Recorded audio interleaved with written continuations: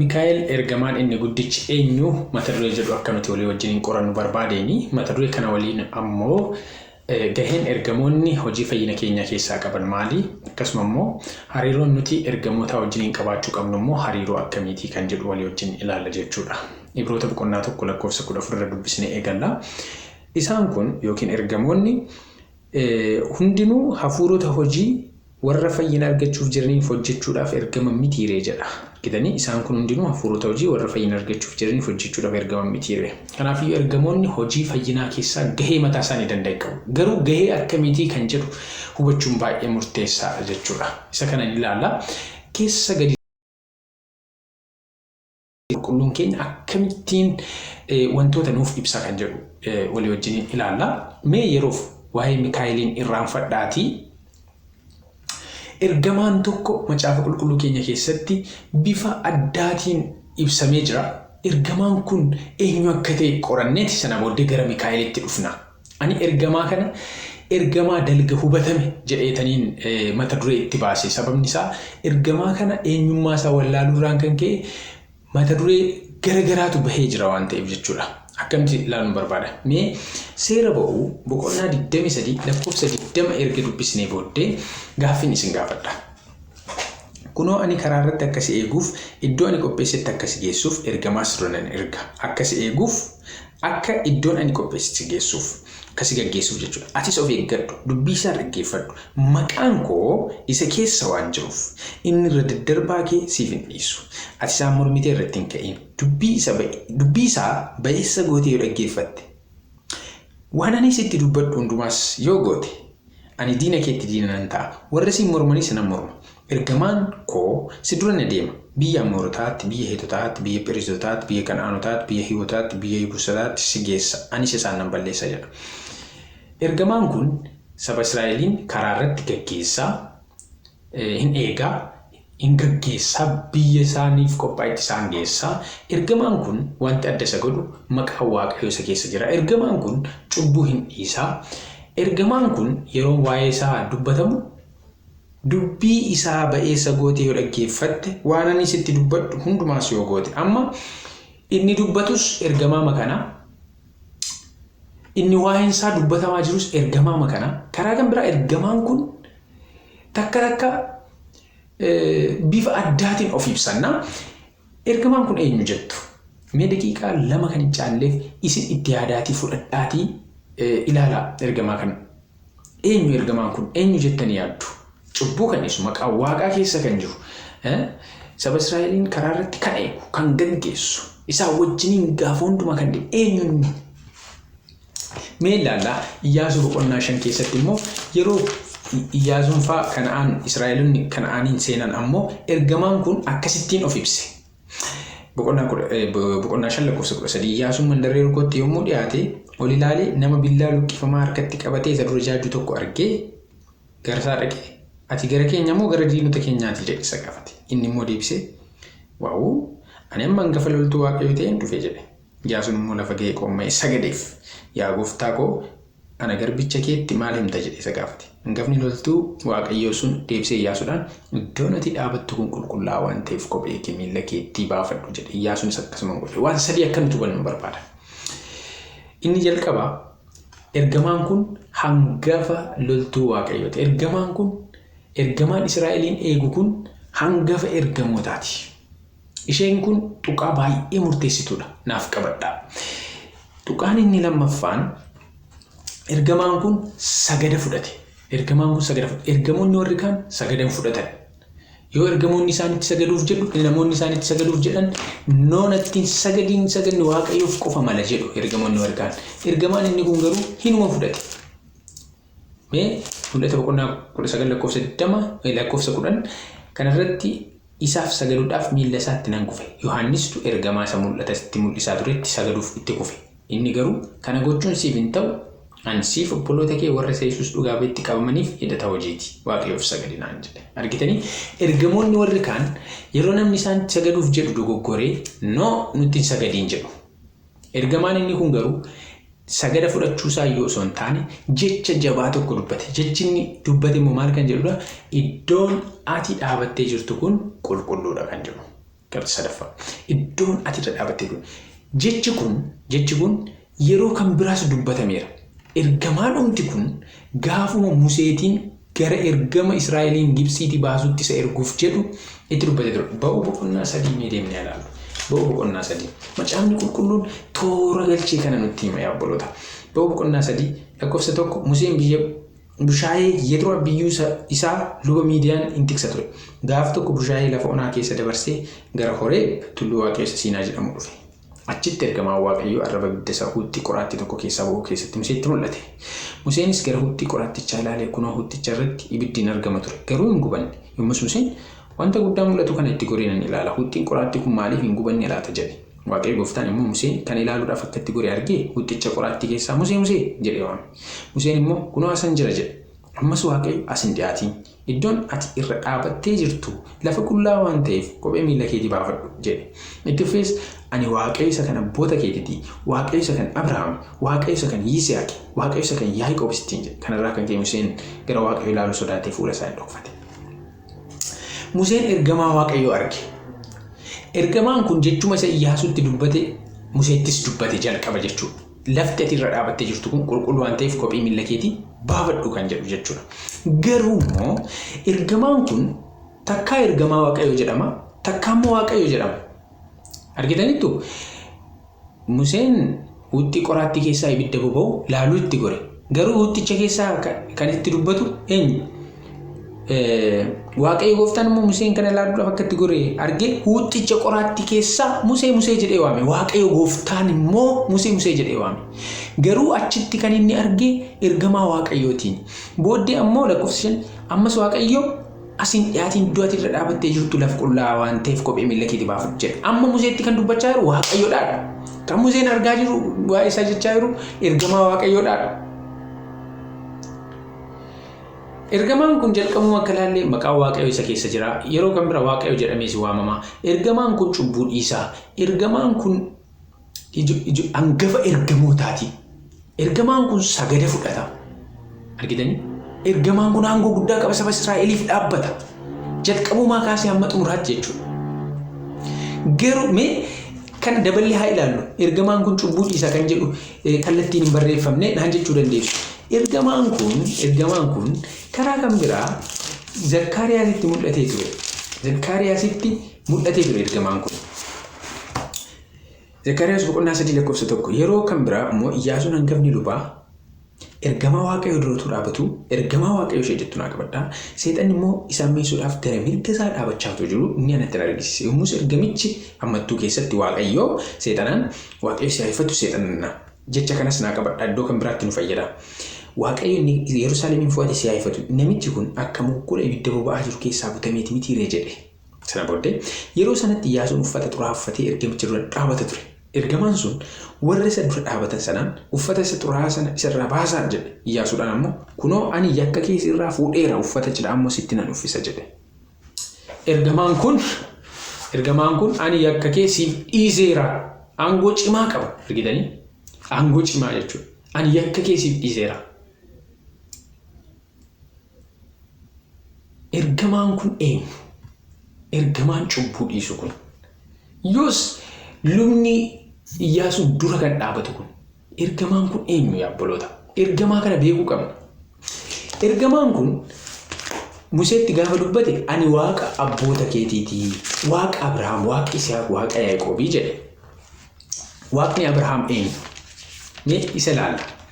Ergamaan kun saba Israa'el qofa wajjiniin hin turre. Abrahaam wajjiniinis tureera jechuudha. Waaqa Abrahaam waan ta'eef. Inna seera uumamaa boqonnaa 18 akkasiin ilaaltan hin barbaada. Achi jira Waaqni Abrahaam. Inna guyyaa tokkoni asirratti heertuu kanatu bifa dalgaatiin hubatameera namoota biratti. Bishooftuu yeroo jiru naannoo sarkiliitti dubartii tokkotu qarshii nama kadhatti teessee sila Abrahaamuu Sillaasee jette hinde. Abrahaam Sillaasee maalii qaba? Abrahaam sadan tokkummaa maalii qaba? Maal jechuu barbaadde kan jedhu jechuudha. Lakkaa namoota sadiitu Abrahaamitti mul'ateera. Namoonni sadan kun sadan tokkummaadha jedhanii akkasitti ilaalu jechuudha.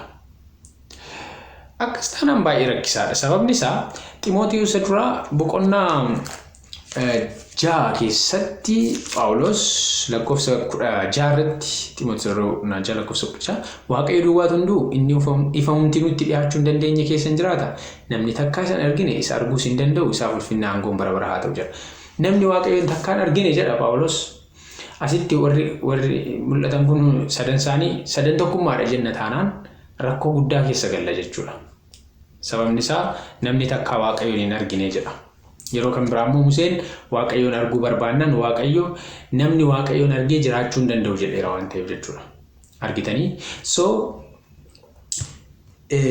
mee haa ilaallu Waaqa Abrahaam kana. Boqonnaa 18 uumama lakkoofsa 1 Abrahaam yeroo saafaa balbala dunkaana isaa dura taa'ee utuu jiru Waaqayyo qilxuuma biraa isatti mul'ate. Eenyutu itti mul'ate? Waaqayyo itti mul'ate. Kunumtuu dhimma qoratamuu qabudha.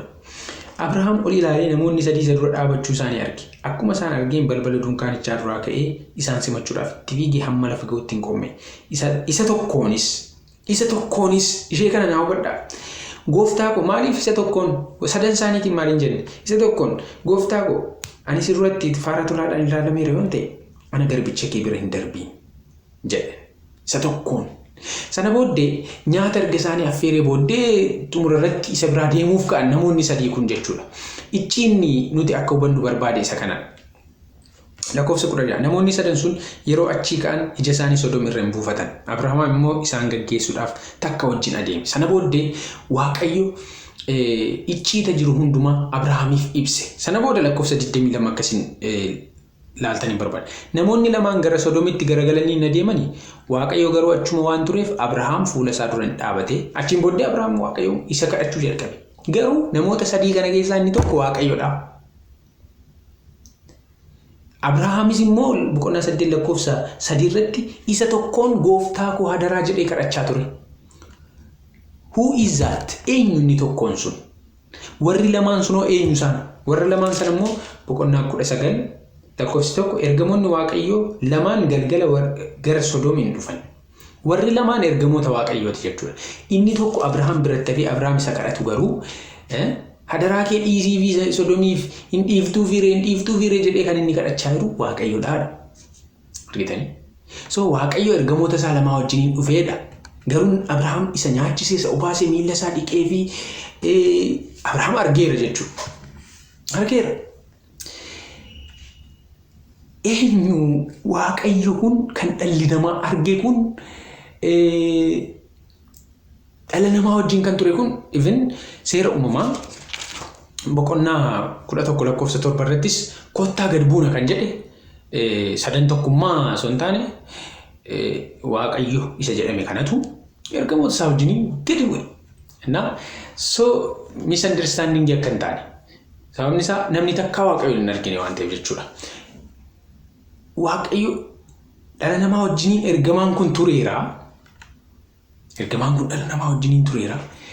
Garuu eenyudha ergamaan kun? Waaqayyo jedhama takka cubbuu namaa dhiisu. Ergamaan kun eenyu? Ergamaan kun eenyu?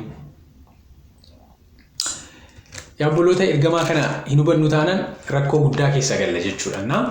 Mee akkuma jenne ergamaan kun saba Israa'eliif dhaabbata. Ergamaan kun hangafa ergamootaati. Ergamaan kun sagada fudhata. Ergamaan kun takka Waaqayyo jedhameellee hin waamama. Mee ergamaan saba Israa'eliif dhaabbatu eenyu maqaansaa kan jedhu egaa itti deemnaa jechuudha. Mee Daani'el boqonnaa 12 lakkoofsa 1 naan dubbisa. Yommus inni natti dubbachaa ture yeroo sanatti Mikaa'el ergamaan guddichi ijoollee saba keef dhaabbatu hin ka'a. Waan sadii. Mikaa'el maqaa isaa wajjiniin. Lammaffaan immoo inni guddichi sadarkaa isaa wajjiniin. Ijoollee saba keef dhaabbatu gahee hojii isaa wajjiniin. Argitanii? Ergamaan inni guddichi inni hangafa ergamootaa ta'ee ijoollee Israa'el gaggeessaa ture. Saba Israa'eliif inni dhaabbatu maqaan isaa eenyudha jechuudha? Mikaa'el jechuudha. Mee ragaa dabalataa dabalata. Yihudaa lakkoofsa 9. Yihudaa lakkoofsa 9. Maal jedha Yihudaa lakkoofsa 9? Mikaa'el hangafni ergamootayyuu yeroo reeffa Musee irratti seexana wajjin walitti falmanii wal qoccolan gooftaan sitti haa dheekkamu jedhe malee arrabsee itti faraduudhaaf janjabaadha. Argitanii Mikaa'el maalidha? Hangafa ergamootaati. Inni ijoollee Israa'eliif dhaabatus maal inni hangafa ergamootaati. Eshi yeroo akkamiiti kan inni seexana wajjin reeffa Musee irratti seexana wajjin wal falmanii so Israa'elii wajjiniin adeemsa taasisaa jiru irratti Mikaa'el hangafni ergamootaa kun eenyu wajjin wal loleera jechuudha. Seexana wajjin wal loleera. Jecha isaa akkasiin ilaaltanii barbaada. Gooftaan sitti haa dheekkamu jedhee. Jechi kun sila Zakkaariyaas keessatti ergamaan inni seexana hifate ammas jechuma wal fakkaatuun seexana hifachaa jira. Waaqayyo sitti haa dheekkamu seexanan. Waaqayyo sitti haa dheekkamu. Jechi kun jecha baratamaa Mikaa'el ittiin seexana hifatudha. Argitanii Mikaa'el ergamaan kun ergamaa saba Israa'eliif dhaabatu, ergamaa saba Israa'eliif dhiphatu, hangafa ergamootaa, ergamaa cubbuu dhiisuu danda'u, ergamaa yeroo kan biraa immoo Waaqayyo jedhamee waamamu. Eenyu ergamaan kun? Karaa kan biraa ammas eenyu kan humti Israa'el wajjin deemaa ture kan jedhu akkamitti hubannuun barbaada ammas bifa kan biraatiin jechuudha. Phaawulos maal jedha kan? Mee Qorontos irraa boqonnaa 10 haa ilaallu. Qorontos irraa boqonnaa 10 haa ilaallu. Lakkoofsa 4. Hundumti isaanii eeyyusaan Israa'eloonni dhugaatii hafuuraa isa tokkicha sana dhuganiiru. Isaan kattaa hafuuraa isa guddicha isa isaanii wajjin adeemaa turetti dhuganiiru. Kattaa hafuuraa isa guddicha ergamaa isa guddicha hangafa ergamoota isa isaanii wajjin adeemaa ture gaggeessaa isaanii isatti dhuganiiru. Kattaan guddichi sun immoo Kiristoos ture. Ameen. Argitanii kattaan guddichi inni isaanii wajjin adeemaa ture inni guddichi inni isaanii wajjin adeemaa ture inni isaaniif dhaabbatu ture sun ijoollee saba keenya jedhame sun inni Mikaa'el jedhame sun eenyu inni jechuudha? Kiristoos. Cubbuu dhiisuu danda'a. Kiristoos. Waaqayyo jedhamuu danda'a. Kiristoos. Dhalli namaa argeera Kiristoos. Argitanii? Wangeela Yohaannisis akkas jedhee ibsa. Wangeela Yohaannis boqonnaa 1. Waa'ee Yesuusii yeroo ibsu. Inni biyya lafaa keessa ture. Argitanii biyya lafaa keessa ture. Biyya lafaas isumaan ta'e. Biyya lafaa garuu isa hin beekne. Gara biyya dhuunfaa isaa dhufe. Sababni isaa isaanuma wajjiniin ture. Isaaniif dhiphachaa ture. Isaayyaas 63:9 yoo dubbistan yeroo isaan dhiphatanitti inni dhiphate. Yeroo isaan rakkatan inni isaan faana rakkate. Gara akkasii qaba ergamaan isaa wajjiniin ture. Gara saba dhuunfaa isaa dhufe namoonni isaa garuu isa hin simanne. Eenyuuni kan hin simanne? Kiristoos saba dhuunfaa isaa isaaniif kan dhaabbatu ture. Argitanii? So Mikaa'el eenyu? Kiristoos jechuudha. Mikaa'el Kiristoos. Cubbuu dhiisuu kan danda'u Kiristoos. Sagada kan fudhatu Kiristoos. Waaqayyo jedhamee kan waamamu Kiristoos. Namni kan ijaan arge Kiristoos. Inni immoo hojiinsaa Israa'eliin kana Gibsiitti baasee Kana'aan galchuu qofa osoo hin taane sabni biyya lafaa keessatti gaafa namni uumame kufaatii dhala namaarraa kaasee hanga deebisee mootummaa isa bara baraatti nu geessutti kan nu wajjiniin turu bara baraanis kan nu wajjiniin ta'u kan nuuf dhaabbatu. Ergamaa jedhamuunsaa nama garramuun qabu. Sababni isaa inni ilma namaas jedhameera. Bifa garbummaas uffateera. Daa'imas ta'ee nama harkatti baatameera. Uumaan guddichu. Yesus. Kanaafidha Maatewos boqonnaa 28:20 irratti ani hamba dhuma biyya lafaatti guyyaa hundumaa isinii wajjinan jira jedhe Yesus. Israa'eliin achi baasee Gibsii baasee kanaa miti. Kanaafidha Yohaannis boqonnaa 2:6 irratti karaa Yesuus irra deemuun nuuf ta'a. Inni gaggeessaa keenya isa fuulduratti ilaallee isa duuba deemuu danda'uu qabna kan inni jedhuuf argitanii. Inni gaggeessaa keenya. Kanadha inni yeroo hundumaa Ibroota boqonnaa 7:25 inni yeroo hundumaa nuuf kadhataa karaa isaa gara abbaa dhaqna kan inni jedhuuf jechuudha. Kanaafidha Roomee 8:31-34 inni erga nuuf falmee kan nutti faradu tokkollee hin jiru akka waan badii hin qabneetti erga inni nu lakkaa'e abbaa dura dhaabatee erga nuuf kadhate ergamaan inni nuuf dhaabbatu inni bakka keenya bu'ee dhaabbata bukaatiin keenya Kiristoos. Kanaaf Xiimotewos irraa boqonnaa 2:5 Waaqayyoof nama gidduu kan jiru tokko innis Kiristoos kan jedhuuf. Argitanii? Inni ergamaa jedhameera. Inni nama ilma namaa jedhameera. Argitanii? Inni hoolaa jedhameera. Inni luba jedhameera. Argitanii? Taayitiliin kun waaqummaasaa mulquun qaba. Inni ergamaa isa guddicha qofa osoo hin taane inni Waaqayyo keenya isa guddichas. Haaleluyyaa. Tiitos boqonnaa 2:13. Tiitos boqonnaa 2:13. Inni ergamaa isa guddicha qofa osoo hin taane inni ilma namaa qofa osoo hin taane inni hangafa lubaa qofa osoo hin taane inni Waaqayyo keenya isa guddichas.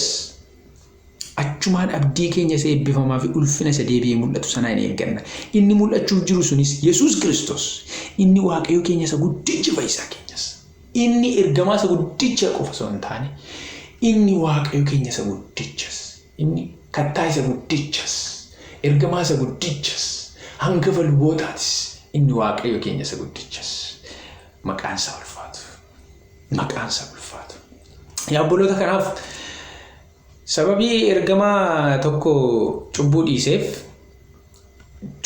jedhame macaafa keessatti akka itti barreeffameef ergamoonni cubbuu keenya nuu dhiisu jennee ergamootatti cubbuu keenya himachuuf deemuu danda'u hin qabnu. Sababii ergamaan kun sagada fudhateef soo ergamootatti sagaduu qabnaa hin jennu. Sababni isaa macaafni qulqulluun keenya ergamootatti akka sagannuuf nuun eeyyamu waan ta'eef jechuudha. Argitanii? Even indoom yeroo kan biraa ergamoonni dhimma dhaloota Simsoon ergamaan kan biraan gaafatti dhufe inni aarsaa fudhateera. Ergamaan inni kun jechuudha. Abboota firdii boqonnaa 10 sirrii dubbisuu dandeessu. Waan ani jechuu barbaade nun ergamootaaf sagaduuf ajaja hin qabnu jechuudha yookiin mirga hin qabnu jechuudha. Ergamootaaf cubbuu keenya himachuu hin qabnu jechuudha. Sababni isaa natti hin sagadiin jedhe waan ta'eef. Natti hin sagadiin jedhe Yohaannisiin jechuudha. Yesuus garuu kana hundumaa fudhate.